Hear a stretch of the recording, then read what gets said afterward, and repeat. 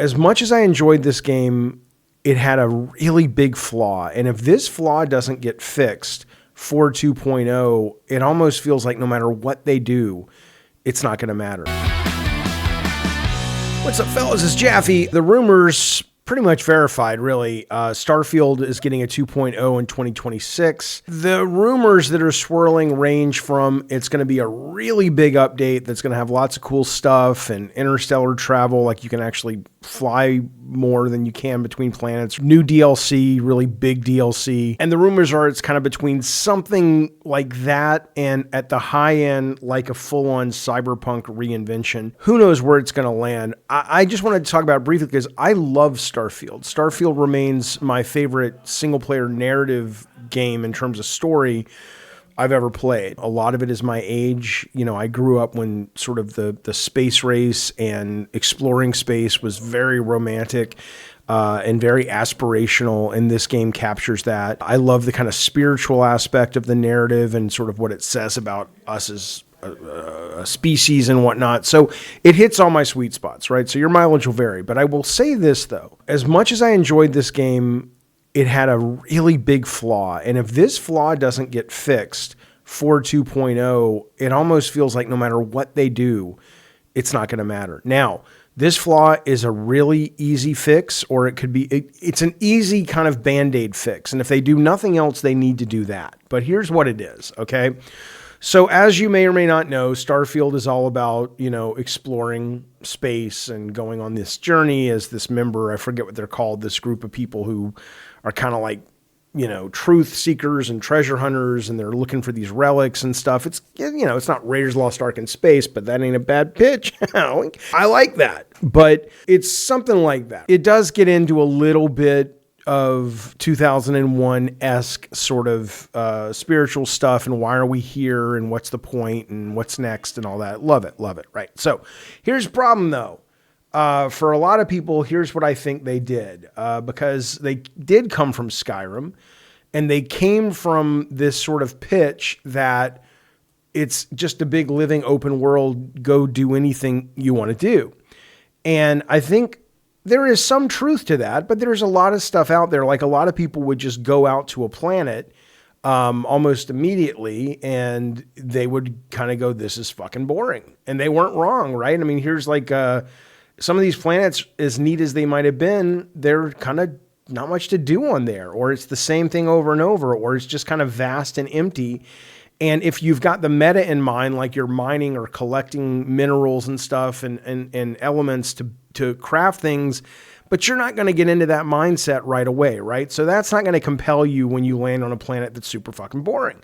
And there's a lot of planets that are super fucking boring without that sort of, you know, chase that you put upon yourself if you want to achieve a base building or whatever. Okay. This is the problem, though. You are presented in this game almost immediately, not exactly, but almost immediately with a map. I think it's all the green ones are where you can go first because your jump drive isn't leveled up enough. But even here, these are all planets and systems, and planets are within these systems. And if you do what I did, and I remember some journalists talking about this when the game first launched, but the game doesn't promote this as far as I recall. If you do what I did and follow 80% of kind of the golden path, right? So I don't remember where you start, but let's just say you start here. And if the golden path is kind of like this, right? And it's like, you know, go here. And you know, I did about 80% of that. And let's just say the main story wraps up out here. That's not how it goes, and it's longer than that. But, you know, I did this, and then every now and then I'd be like, hey, I wonder what's over here. Oh, I wonder what's over here.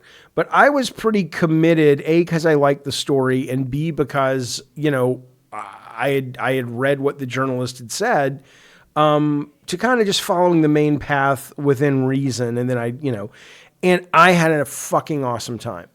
Because that main through line is really well done, really well written, really well paced. And then afterwards you go off on, you know, you're obsessed with other things. I want to build up my ship, my base. I want to explore the universe. I want to build up my jump drive so I can see what's way out here and, you know, blah, blah, blah. But the game offers that level of freedom so quickly that a lot of people coming from Skyrim are just like, oh, hey, I'm going to do that. And it's boring, right? So what they could do as a Band-Aid is just fucking flash a big fucking message when you're about to get on the ship and go. I don't know how they could embed it in the narrative if they want, but that would be better. And it's like, look, you're going off course. You can do that, but we're going to put messages up every 30 minutes or whatever just to kind of let you know you should kind of course correct because you're not where you need to be if you want to really fall in love with this game like we want you to. That's kind of the easiest fix, but a more elegant fix would be to sort of marble it into an updated narrative or limit the choices the player has and start opening that funnel slower and slower until you get about 6 to 10 hours in, and then suddenly it's the level of openness and freedom that you had at the beginning. That is, I think, crucial for this update. I don't know what the plans are. I know it's coming to PS5. It'll be really interesting to see. I hear it's coming to PS5. I don't know. I don't think they've announced it, but it's pretty foregone conclusion. I wonder, it'll be interesting to see how much of the hate the game got was just sort of online PlayStation fans that, you know how they are. All these fans are not just PlayStation, but, and when they get it, maybe that'll be part of, the hate dies down on this game. But I also do, I wonder if whatever fixes they're planning, and I hope they're planning something like this fix we're talking about here, will indeed get more people into this. I think it's a fantastic game. I think it's just, it captures the love of science fiction and exploration and the romanticization. There's a great sequence where I'm not going to ruin it, but where you kind of find the remnants of NASA. And it's just like, as a kid of the 70s and 80s, man, at least I don't know about younger kids, but for me, it really was moving to kind of walk through that and be in that space. So anyway, I'm excited to hear more, but if Bethesda, if you're watching, I know you're not, but if you're watching, The Golden Path, it's really good. Don't be afraid to show it off, man. You got to get people in the door and keep them there. They'll fall in love with all this stuff maybe later, but don't give it to them right away. That's what's hurting your game, in my opinion. All right, there you go. Starfield 2.0 coming in 2026. Something to look forward to in the gaming realm for Starfield. I hope you're well. I hope you're safe, and I'll see you soon. Bye.